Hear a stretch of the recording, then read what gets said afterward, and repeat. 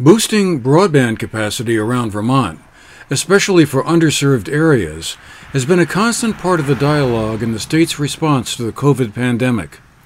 As schools and businesses shut down in March, then slowly reopened, it became clear that having modern levels of broadband internet service was essential. For students and teachers struggling to keep education and learning going, for workers now working remotely from home, as well as other functions, like telemedicine. Last year, following legislation that created a fund of money to push local, grassroots internet solutions forward, the Southern Vermont Communications Union District was formed. Like several other CUDs that have emerged over the past months, its goal is to bring modern standards of broadband to those parts of Bennington County that don't currently enjoy them. About 85% of the county's population does have at least access to such high-speed broadband, but that still leaves many addresses without it. Tim Scoggins, the chairman of the Shaftesbury Select Board, is also the chairman of the Southern Vermont CUD. Much has happened over the past 9 months since the CUD began to organize, so we reached out to him to bring us up to speed on where things stand now and the challenges and opportunities that lie ahead. Because at some point we will be transitioning to fundraising. At some point it will likely become necessary for us to try to raise private funds to make fiber optic network happen in this area. And also we've talked a lot about a pre-subscription program where we start asking people, would you sign up for service, 100 symmetrical fiber optic service if it were available. And those kinds of efforts can help us in securing other funding and securing partners. If we say we've got 10,000 pre-subscribers, which is more than we're likely to get, but a big number like that, it would encourage partners to join us and help them be confident that we've got a viable business plan. So the latest big announcement I've heard is this business about a poll survey with the Tilson. I guess they're a consulting engineering firm. What exactly is involved in the poll survey? What is that supposed to be for? Well, a poll survey is an exercise you have to go through anytime you build a network or you lay telecommunications cables. And what it involves is going to every utility pole along the route or in the region even, in deciding what your route is, to decide what will be required to hang another telecommunication cable on each of those individual poles. And so the cost of designing and building a network can vary greatly depending on the condition of the poles. How many other telecommunication cables are on there? Are you going to have to move them in order to attach yours? Is the condition of the pole such that you're going to have to replace the pole and reattach everything that's on there in order to add another telecommunications cable? So it's a necessary step. The reason we're taking this step now is that we have money that became available through the CARES COVID Relief Act that encourages us to accelerate our plans to get broadband to people and to get the money spent before the end of the year. So there's not a lot of things that we have the wherewithal to do, but this is something we will have to do eventually. And so it's money we can spend now, which will make it happen quicker when we get around to the designing of the network. And also it's of help to us with our partner Tilson, who is looking at bidding for federal money to help expand broadband in this area. We are in a partnership with, I guess, a teaming agreement is the correct term, with Tilson, the electric utilities, and 2 other CUDs to coordinate a bid on the federal money. And right now, a big question that they have is, what is the real cost of make ready, and which is the attachment of the poles, the attachment of the lines to the poles. And so this pole survey will help Tilson in calculating what kind of bid they can make for this federal money. So this pole survey then will give us a good idea then as to what it's going to cost eventually to build out the fiber optic system across Bennington County. That'll sort of really be a key component of assigning a dollar figure to what that's going to cost and how much money you're going to need to ultimately raise. Yes. Okay. And as you've kind of gathered information about the need for better broadband service across the county, what is your guesstimate at this point as to how many people that involves out of the county, and which communities are most in need of getting better service than they currently have, to the extent they may have, and I guess some places may not even have service at all. But I guess there are certain communities that might be all sort of hotspots, for lack of a better term, that need it. Do we have a sense as to where those places are and how many people are involved? Yes, we do. I can't quote the exact number, but I can tell you that the most underserved areas in Bennington County in our CUD are Peru, Sandgate, Dorset, and Rupert. And I think Dorset is actually not as poorly served as the other three towns, but that's where we would start to build. That's where we will start to build when we start to build out. The problem in Bennington County, it's both a problem and a blessing, is that we are 85% cabled. Comcast covers about 85% of the area, which is great for those 85%. It still means you've got 15% of people who don't have this basic human need at this point. And but the numbers are the people who don't have it are spread out over the whole county. So it becomes a more difficult technical and financial proposition to get to those scattered 15% than if you had a situation, say, as occurs in Windham County and the Deerfield Valley CUD, which includes a couple of towns in Bennington County, where you have large swaths of people with essentially nothing. So you can go to an area and start building and get to the customer threshold that you need to make it financially sustainable. You can do that more quickly in an area where there's a large cluster of underserved than when your underserved are scattered over a large area, which means we have to build a bigger network to reach those 15%. But I can tell you, we're talking, something less than 5,000 people in the region. And the reason I quote that number is that is the number that's tossed around by the financial experts and was mentioned in our feasibility study as kind of the threshold for a sustainable business model. And we don't quite reach that number with just Bennington County.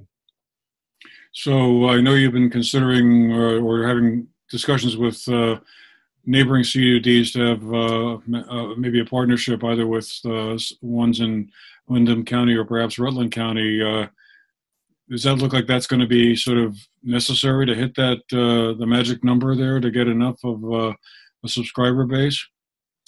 I think it is, and we have been having those discussions since the CUD started forming in this region. That it seemed that we were early on getting advice that bigger is better, and we've been talking about that. We haven't put pen to paper on that yet. We're both exploring various options that we have, and we're both at slightly different stages in our development. Windham County Regional Planning Commission started their feasibility study a few months ahead of ours, and so they're almost complete with their feasibility study and business plan. And like, as I say, because of their situation, they actually have an option of going it alone and building a network with the customer base they have. They are still interested in pursuing some sort of coordination with us because the more customers that we all have, the better it is for all of us. And so even though they have a possibility of getting there on their own, their chances of doing so are better if they have a larger customer base. So it still is an incentive for them to work with us, and we have an incentive to work with them. That could all happen very naturally through the partnership with Tilson, and it all depends. A lot of that depends on the result of the federal auction in October for the money that's becoming available. Explain to me then a little bit about what that federal option is. There's going to be an additional tranche of money that the federal government will be making available to assist organizations like yours and other CUDs to continue to move forward on the build out, or what will that involve? Yeah, it's called RDOF, Rural Digital Opportunity Fund. It's handled by the FCC, and it's $16 billion that will get dispersed across the country before the end of the year. And it's being dispersed in what is called a reverse auction. And in a reverse auction, a provider like Tilson says, I can serve these underserved areas that the FCC identifies for this small amount of money. If you give me this small amount of money, I can serve these areas. And so the FCC is looking for whoever says they can do that for the least money. So that's what the reversed auction part of it is about. The smallest, the lowest bid wins. And then if you win that lowest bid, you're on the hook to provide that service to those underserved areas. It's been on our radar since we started talking about forming a CUD, just because of the size of the pool of money. $16 billion is the biggest pool of money that anybody has been talking about for rural broadband in the last 5 years or so. That almost sounds analogous to a parallel I hear frequently in conversations about rural broadband, which is the comparison with rural electrification in the 1930s, where the federal government stepped in and kind of made electric service available to rural areas that were underserved back then. Is that the same kind of idea we have here with this, or is it really not on quite the same scale as was what was done in the 1930s? It's not on the same scale, and it's not the kind of commitment we got in the 30s. It's helpful, but it's not going to solve the problem for everyone, and it's not really, I don't think, the way to go about it. I think a more government-centric approach, quite frankly, is what's required for the federal government to decide this is something that needs to happen, and to apply the money and effort to make it happen.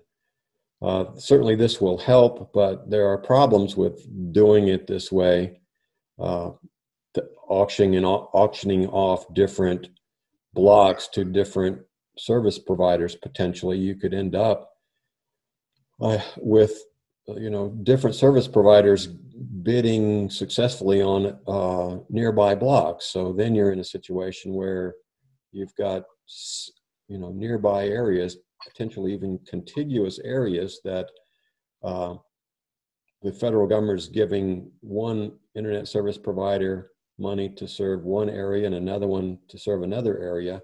And so you're going to end up with two more telecommunications lines on telephone poles when one would serve just fine. Hmm. What's been the, you were on a conference call with Congressman Peter Welch a few days ago with other representatives from other CDs around the state. I guess what was your takeaway from that conversation? Do you feel the state is playing a helpful role in making this process unfold, or are they still kind of stuck at in a place where it will be they're not going to be able to accelerate the rollout of broadband service? With the pandemic has revealed so many more needs with remote working and telemedicine and education, where parts of the state are struggling to kind of match up the need with the capacity. Are they what more might they be doing perhaps to help them out, help you all out, or are they already doing as much as they can? Well, certainly the Department of Public Service is doing everything they can. They are just really a handful of people who are actually tasked with regulating telecommunications. And since the pandemic, we have turned to them to try and create telecommunications, which is not really what they're set up to do. And they've been working heroically, in my opinion, but what is required here is a $400 million investment. That is the estimate for serving the underserved with broadband in the state. The problem is we don't have $400 million, or we haven't decided that this is important enough to spend $400 million on. And so we have come up, we, the legislature, have come up with sort of, I don't know, consolation prize, in my opinion, approaches to this. The CUD process is the current long-term strategy, but let's remember we're talking about a $400 million problem, and we're asking volunteers like myself and the representatives from the other 12 towns in Bennington County to solve this problem, which is about a $40 million problem in Bennington County, with volunteers and no taxing authority. So it's a magic act in a way. And we all look to the miracle that was EC Fiber in Central and East Central Vermont, where they did this. They just banded together as volunteers. They raised money. They created the idea of communication union districts and made it happen. But let's also remember that it took them 10 years and a lot of private fundraising and a lot of high-level commitment from a lot of really talented people for a long time. And it's a difficult thing to pull off. And your one of your goals anyway is to hopefully build a future-proof system that will be good for 10, 20, 30 years, maybe longer. It won't be obsolete in a handful of years. Just to put together something quickly to help those folks who are in dire need right now because of the pandemic. Right, and there's a decided conflict going on right now with the pandemic and lockdowns that happen. People need internet more than ever, and so there's a push to get something to people any way you can right now. And a lot of what the Department of Public Service is working on right now is along those lines, with programs for setting up Wi-Fi hotspots and paying providers like Comcast to extend service lines. The conflict is that those efforts directly undermine the CUD effort. The CUD effort is long-term, high-quality, future-proof, symmetrical service. Getting to that point depends on a business model that starts with the underserved and builds a network to them, becomes self-sustaining, and then is able to use revenue generated from that part of the network to build out. But if you're going in right now and paying Comcast to serve the underserved with something less than future-proof symmetrical service. When we go in a few years and try to sign up people, it's going to be harder. It's easier to sign up people who don't have service than it is people who have cable and have gotten used to that cable box and getting their internet and their phone and everything through them. And so it's a dilemma. I can't in good conscience tell the Department of Public Service not to try and get internet to people who need it right now, but that means that in a few years when I go to those people and say, okay, now you want fiber, they're going to say, a lot of them are going to say, yeah, well, we're kind of okay with cable. And that hurts our business plan. And the difference between cable and fiber is what? The upload and download speed, or megabits per second. What speeds could upload and download speeds could folks expect to get through a fiber connection that they can't get through a cable connection? Yeah, it's about the symmetrical part and doing things like we're doing right now, where I'm pushing to you as much video as I'm downloading from you. That's the symmetrical part.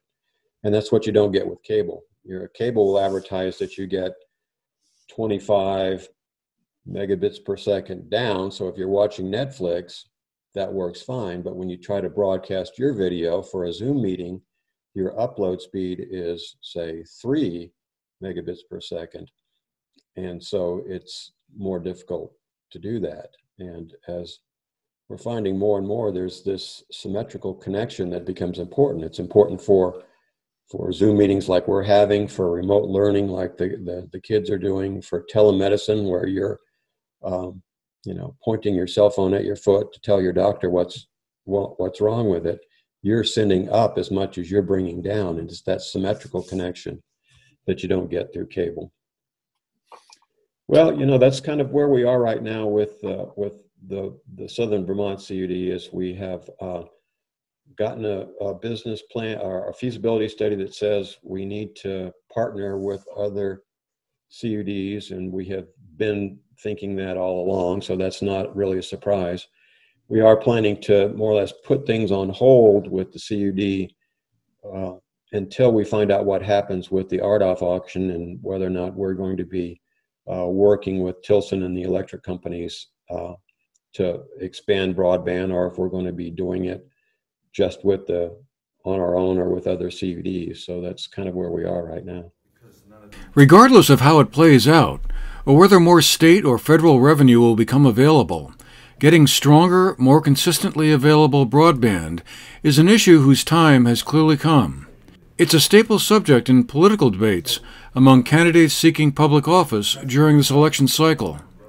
Finding solutions that meld speed, adequate capacity, future-proof capacity, and, like EC Fiber, the model for communications union districts across the state, profitability or at least break-even status are the next challenges. For the GNAT-TV News Project, I'm Andrew McKeever.